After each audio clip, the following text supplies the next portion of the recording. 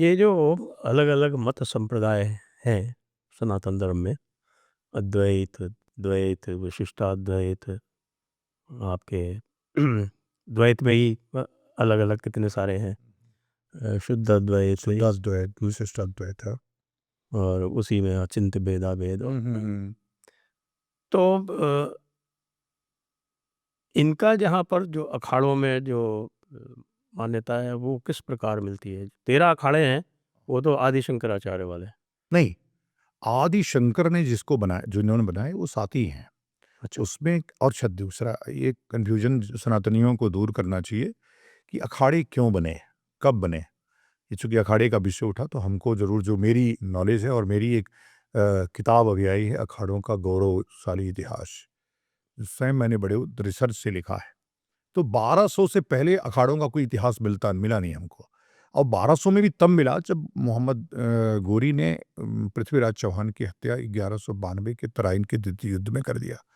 अब अखाड़ों को, सन्यासियों को लगा, और सबसे ज़्यादा ज्योतिष पीठ के जो शंकराचार्य थे उनको लगा कि अब जो उत्तर भारत का वो है, अब हिंदुओं की कोई अपनी सेना नहीं है, तो कैसे होगा?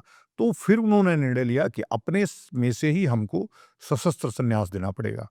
तो इसलिए जब वो संन्यास देना शुरू किए, तो दंड संन्यास बंद हुआ और संन्यास सब बंद हुए।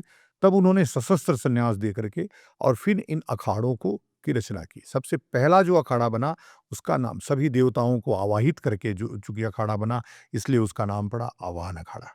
और वो आवाहन अखाड़ा जो था, उसने खोखरों, जो राठौर थे, खोखरों के साथ मिलकर के 1205 में मोहम्मद गोरी की हत्या की। और इसका पूरा साक्ष्य है, पूरा प्रमाण है, और ये प्रमाणित ढंग से इस बात को मैं कह रहा हूँ। तो जो अखाड़े बने वो धर्मयुद्ध के लिए बने, इसलिए कि इस्लामिक सत्ता दिल्ली की गद्दी पे स्थापित हो गई थी और मोहम्मद गोरी की 1205 में हत्या हुई, और उसके बाद अखाड़ों का एक गौरवशाली इतिहास रहा है। आज भी निर्वाणी जो 7 अखाड़े हैं, उसमें से सबसे बड़े 3 अखाड़े हैं। जूना अखाड़ा, निरंजनी अखाड़ा, निर्वाणी अखाड़ा, और उसके 4 जो है सहयोगी अखाड़े हैं। तो 6 सन्यासियों के अखाड़े और 1 अग्नि अखाड़ा, ब्रह्मचारियों का अखाड़ा है। यह पूरा सन्यासी माने शंकराचार्य के अखाड़े हैं। सन्यासी भी ब्रह्मचारी होते हैं, तो अंतर क्या है? नहीं, ब्रह्मचारियों के लिए अलग अखाड़ा बनाया गया। देखिए क्या है, जब त्रिवर्णीय सन्यास शुरू हुआ, त्रिवर्ण के लोगों ने सन्यास लेना शुरू किया, ब्राह्मण, क्षत्रिय और वैश्यों ने, और चूँकि अखाड़े बन गए तो उसमें तो ज़रूरत नहीं थी। सामान्यतया तो जो शांकरी परंपरा थी वो ब्राह्मणों की परंपरा थी, जन्मना ब्राह्मणों की परंपरा थी। मठामनाय में लिखा कि सन्यास केवल जन्मना ब्राह्मण ही ले सकते हैं।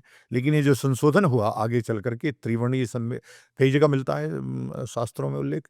तो जब त्रिवर्णीय सन्यास की बारी आई, तब ये शुरू हुआ कि नहीं, एक अखाड़ा अपने ब्रह्मचारी, ब्रह्मचारी माने जो जन्म से ब्राह्मण हैं, उनके लिए भी उनके लिए अखाड़े बना करके रखना चाहिए। तो उन्होंने अग्नि अखाड़ा उसके लिए बनाया, जिसका आचार्य महामंडलेश्वर से लेकर के और नीचे तक जो होता है वो केवल ब्रह्मचारी होता है। वो शिखा और सूत्र दोनों धारण करता है।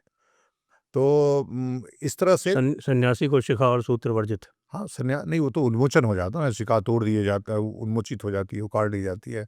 जनेऊ यज्ञोपवीत तोड़ दिया जाता है, इसलिए तभी कहा जाता है कि जो सन्यासी है और जाति और धर्म से ऊपर उठ करके संपूर्ण मानवता की रक्षा करने के लिए होता है वो। अब तो चतुर्वर्णीय भी सन्यास लेते अब थे। अभी तो ले आए शूद्र को सन्यास का तो कहीं उल्लेख नहीं मिला हमको, लेकिन अभी तो ले आए। चूँकि क्या है, हम जिस डेमोक्रेटिक सेटअप में रहते हैं, अभी जिस संविधान जब शास्त्रों पे प्रभावी हो रहा है, तो संविधान को तमाम लोग ऐसे हैं जो संविधान को मानने वाले हैं। अरे भई, शूद्र क्यों नहीं सन्यास ले सकता? आप कैसे विभेद कर सकते हैं? तो इसलिए कुछ शूद्र को भी सन्यास दे रहे हैं। अब तो पकड़ुआ सन्यास हो रहा है। हैं? ये क्या होता है? जैसे बिहार में बिहा बिहार में पकड़ुआ विवाह होता था हाँ, कि अब तुम विवाह में गए हाँ। और देख लिया कि ये जो दूल्हा है थोड़ा सुंदर है, अच्छा है, ये हमारी बेटी के लिए ठीक रहेगा, तो पकड़ लेते थे उनको, पकड़ के घर में ले जा करके उसकी विवाह कर देते थे। तो ऐसा ही आज हो गया है, परंपराएं सब टूट हो गई हैं, तार-तार हो गई हैं। अब जिस शंकराचार्य के बाद, शंकराचार्य के अलावा जब कृष्णम वंदे जगतगुरु, कृष्ण के अलावा कोई जगतगुरु नहीं, मैं तो किसी को नहीं मानता। लेकिन फिर बाद में आदि शंकर ने कहा, ये जो शंकरा, अपने आप को उन्होंने जगतगुरु नहीं कहा, लेकिन उन्होंने कहा कि चूंकि ये 4 न्याय पीठे हमने बनाया है, तो यह जो होंगे ये जगतगुरु के बराबर होंगे। तो वहां से जगतगुरु शंकराचार्य लिखने की परंपरा शुरू हुई। तो उसके अलावा किसी को जगत गुरु लिखने का अधिकार नहीं है। लेकिन हम देख रहे हैं कि रामानंदी भी जगत गुरु हो गए, रामानुज भी जगत गुरु हो गए। अब तो वो एक नया-नया अखाड़ा बन गया, कोई क्या जो बधाई गाने वालों का क्या बोलते हैं? किन्नर। नपुंसकों का। किन्नर तो नहीं कह सकते हम, क्योंकि किन्नर तो देव श्रेणी है। लेकिन वो जो नपुंसकों ने हरिगिरी के कहने पर बना लिया, हरिगिरी के समर्थन से, तो उनका भी एक वो अखाड़ा बना लिए। तो कल तो वेश्याएँ भी अपना अखाड़ा बना लेंगी, कोई भी अखाड़ा बना लेगा। तो अखाड़ा तो अब एक नई परंपरा, नया चलन, चूँकि वो सर्वाधिक बिकने वाला, सर्वाधिक हिट करने वाला नाम है, तो इसलिए अखाड़ा नाम रख लो। अखाड़ा धर्म युद्ध के लिए हमारे ज्योतिषपीठ के शंकराचार्य ने बनाया और ऐसे-ऐसे युद्ध लड़े गए। आज भी निर्वाणी अखाड़े के बाद 2 ध्वज लगते हैं। हुमायूँ ने कहा कि हरिद्वार में कुंभ नहीं होगा और सबको मना कर दिया, वर्जित कर दिया। सबको जब वर्जित कर दिया तो उन्होंने कहा कि नहीं, कर्मयुद्ध होगा और युद्ध लड़ेंगे हम लोग और जीतेंगे तो कुंभ होगा। पूरा जो गंगा थी वो लाल हो गई खून से और हुमायूँ की जो शाही सेना थी वो पराजित हुई। अंत में जो धर्म ध्वज उखाड़ के फेंक दिया गया था, उसको लगाया और एक दूसरा धर्म ध्वज जो शाही सेना पे विजय प्राप्त हुई थी, उसका लगाया। आज भी निर्वाणी अखाड़े के पास, सभी अखाड़ों के पास एक धर्म ध्वज होता है, निर्वाणी के पास आज भी 2 धर्म ध्वजा है। तो यह जो धर्म के लिए, सनातन धर्म की रक्षा, उसकी संरक्षा, संवर्धन के लिए, धर्म युद्ध लड़ने के लिए अखाड़ों का निर्माण हुआ। आज अखाड़े एक फैशन बन के रह गए हैं।